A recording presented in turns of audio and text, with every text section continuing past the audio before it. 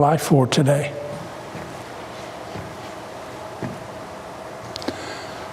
There's a man sitting right here in this church this morning that I know if we had somebody come in with a gun, he would take a bullet for me because he loves me that much. I have told our senior pastor, Jonathan, when all the shootings were going on and I moved my seating to where I could get in front of him because I love him that much. I love my wife that much. I love each and every one of you. If I could take a bullet and it would save all of you, I'd do it in a heartbeat. Because you are my friends. In 1 John chapter 4, verses 7 and 8, John says, "Beloved," and when John said beloved, he was talking to the church that he was writing the epistle to. He said, "Let us love one another, for love is from God. And whoever loves has been born of God and knows God.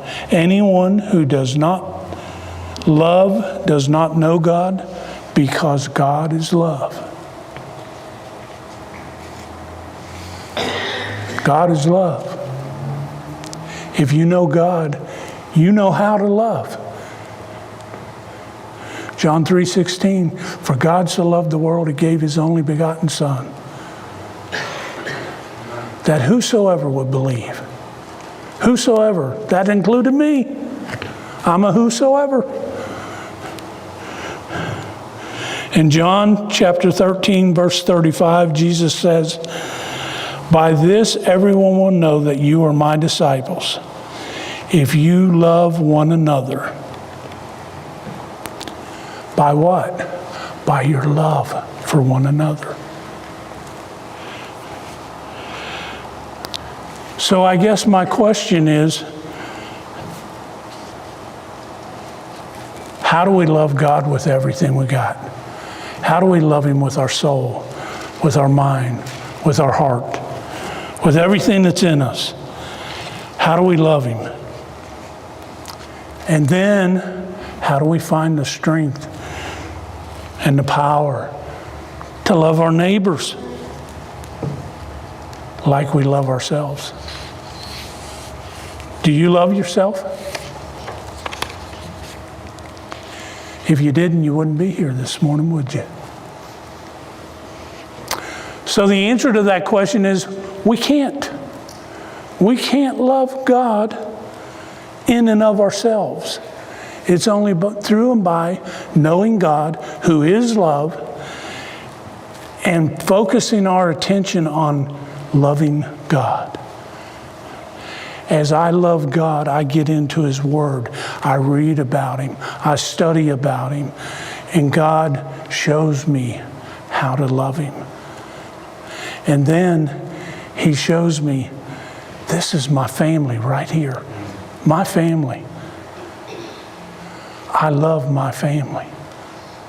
He shows me how to love you. He shows me how to be good to you. Even though doom and gloom was doom and gloom, I loved him.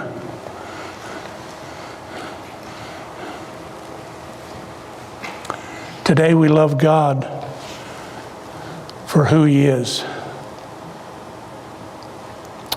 Because I just read to you in 1 John chapter 4, God is love. And as we fellowship with him, as we get into his word, as we read and we study, his love just permeates our body. It gets all over and all through us. And he teaches us all about loving him, all about loving each other.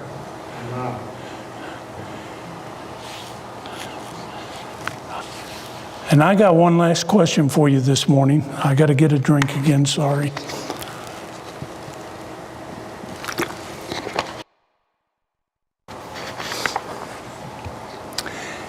Have you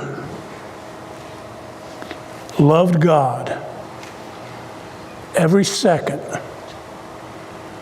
every minute, every hour, every day, every week, and every year of your life? Now be careful not to let Satan tempt you into lying, because the only person who has done that was Jesus himself. He is the only one who in every aspect of his life loved the Father and did the Father's will, right up to including dying on the cross, showing his love for you and me, because we are those whosoever will. Let them come.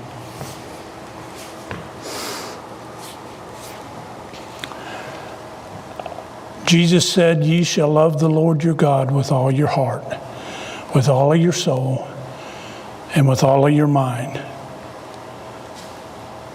1 Corinthians 13 tells us about love. It says, "Love is patient and kind. Love does not envy or boast. It is not arrogant or rude. It does not insist on its own way.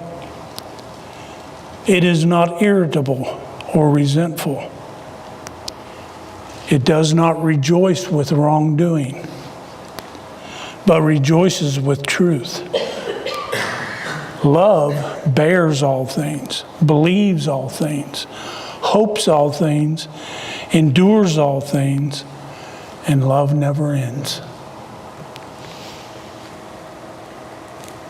How's your love today? Is God at the center of your whole being? Is there anything that takes you away from him, that pulls you aside?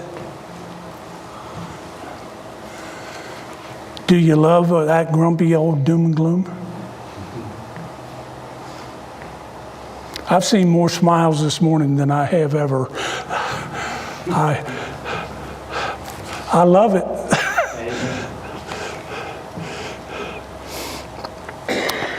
But I think the most important question today is, do you love God? Do you have a personal relationship with his Son, Jesus Christ? If not, the Bible tells us today is the day of salvation.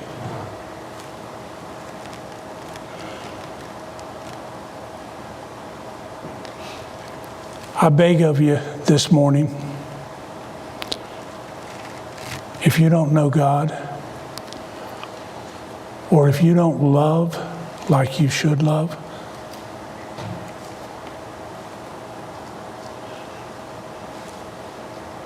you don't have to come to the altar if you don't want to. You can pray right where you are. But coming to the altar, sometimes God impresses someone to come and pray with you and help you. But I ask you to come this morning. As the singers come, we're going to sing Amazing Grace. And that grace is amazing. Now I see some of you looking at your watches. Yes, it's early. You get to be first in line at McDonald's today. I believe in doing what the Spirit leads, and the Spirit says it's time. Folks, you know what God is. He is love. You know we're to love one another. And if you have a problem with any of that this morning, come and make it right with Jesus. Your brothers and sisters love you. Sometimes we don't show it too well, do we? But we love you.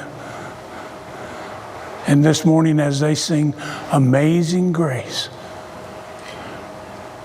Have you had that amazing grace applied to your heart? Go ahead and sing.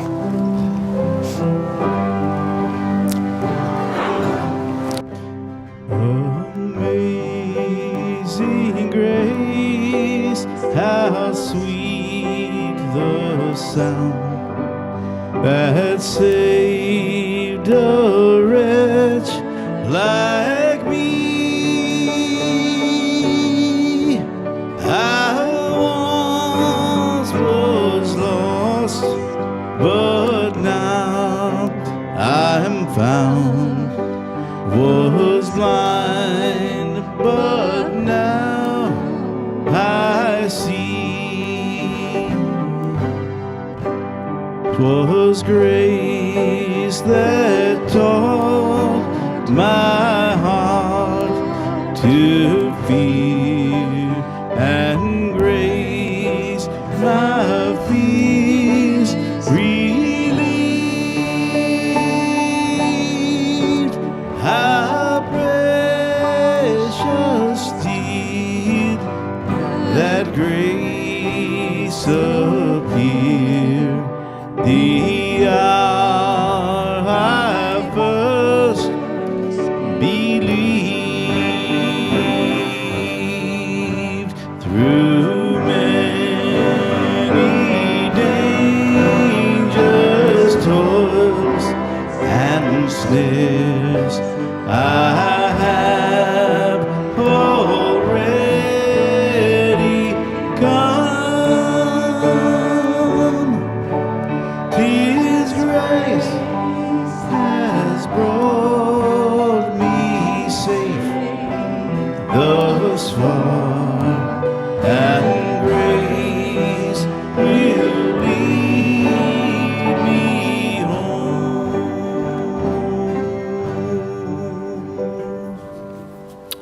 I pray you learned a little bit about love this morning and how to do it. This evening, we will be having our corporate prayer time. And Pastor Mike is down at Ripley. He will be leading tonight. And he's inviting Ripley, the whole congregation, to come and be with us tonight. So pray that that happens and come back for a time of prayer and worship. Amen. You are sent. Amen.